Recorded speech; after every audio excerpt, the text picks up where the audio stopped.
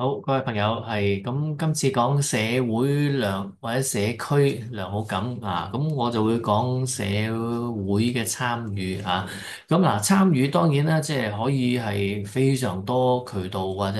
機會嘅，即係我哋要即係揾一啲興趣或者你時間容許嘅，即係喺呢個公餘啊、課餘啊或者生活以外嘅時間，可以參與到啲乜咧？咁就需要可以即係透過有一啲係有形式崗位嘅，譬如做義工做義工可以真係透過即係官方途徑參加啲義工局嘅工作啦。咁當然亦都係有一啲機構咧，佢都不斷去招募義工嘅。嗰啲機構即係可以係非政府機構啦，或者係一啲志願嘅組織啦，咁樣嚇。咁當然亦都係可以，甚至係唔係做一個有崗位嘅嚇。你係喺生活上，你投入喺生活嘅每個環節，咁我都同大家講過嘅，即係無時無刻接觸遇到咩嘅人，就鄰居我哋而家就比較少啦，坦白講。咁但係有啲有興趣嘅組織參與嘅，有啲人有宗教嘅機構啊、組織啊，有啲人有啲興趣組織啊，甚至一齊做運動嘅。而家喺網絡上都好多㗎，即係有啲興趣嘅行山嘅活動啊、踩單車啊、燒嘢食啊。咁當然你要即係留意下，即係有冇人參與過嘅評語啊，或者即係係咪可靠嘅一啲嘅組織啦嚇，或者佢做嘅活動係咪有啲記錄可以睇相啊、睇片啊，你都知道係可信嘅，咁你可以參與啦。嗱，呢啲嘅各方嘅途徑啊，我哋都可以用嘅。所以嗱，如果當你揾到啦，一樣唔係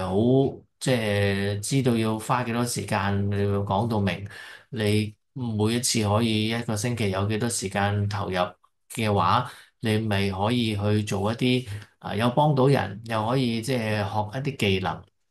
又可以喺嗰度有一個 networking 啊，其實都有好多人中意嘅，即係識一啲人，或者甚至嗰啲全部都唔計啦，計唔計幫人，計唔計 network 唔緊要啦，你係純興趣嘅啫。有啲人真係純行山一齊，即係好過一個人行咁悶啊，或者燒嘢食，你一個人燒咗幾多啊？即係一齊燒嘢食。如果當然你嘅性格係有一啲即係社交傾向高嘅，咁你參加呢啲照計就會更加配合到你嘅性格啦。你唔會悶啦。咁調翻轉有一啲人嘅性格，佢又唔係咁外向型嘅。嗱，當然嗱，我會鼓勵㗎嚇，唔係話你天生係一啲內向型咧，你當然係最舒服嘅狀況啦。但係人我哋係講求我哋發展我哋嘅特徵啊嘛。你越係彈性，你記得我有一次啦，就講即係心理嗰個良好感咧，你嘅彈性越多，幅度變化越大咧，其實對你有好處嘅。咁所以如果喺參與呢啲社會社區嘅活動嘅時候，你都突破一下自己嗰個天生嘅性格嘅特徵。你可能平時好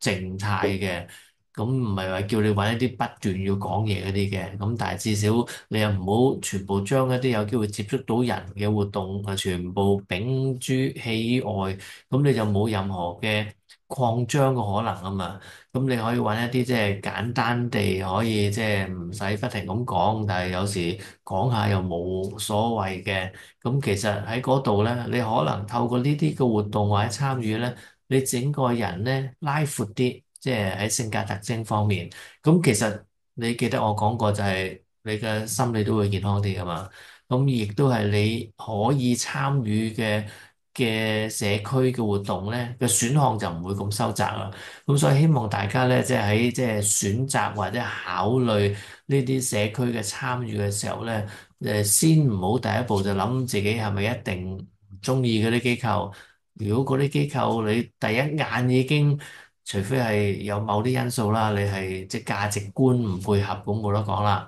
但係你純粹係性格方面唔知自己做得易唔易咧，咁樣你都要俾自己拉闊少少嘅，好似拉筋咁啊！即係你有個諗法就係，即係我哋練運動，你想嗰啲舉嗰啲腳啊手啊靈活啲，咁你咪要拉筋啦。唔係話你夾硬拉，你會拉傷噶嘛。所以咧，你要揾呢啲活動又唔係話要去到嗰個程度要高到完全你冇辦法成功做到，你都好有挫敗感㗎。但係你要俾自己好似類似拉筋咁做少少，佢都容許嘅，佢又唔係逼你做得好多嘅。咁嗰啲你咪可以即係納入考慮範圍，甚至即係試下咯。你試1個月2個月唔緊要㗎，有啲佢冇話要求你一做就做1年嗰啲最好啦。咁你可以透過不斷接觸下啲新東西，你對社區嘅投入咧，你會因此咧，就掌握多咗噶啦，好嘛？好，我今次講到呢度啦，好多謝大家。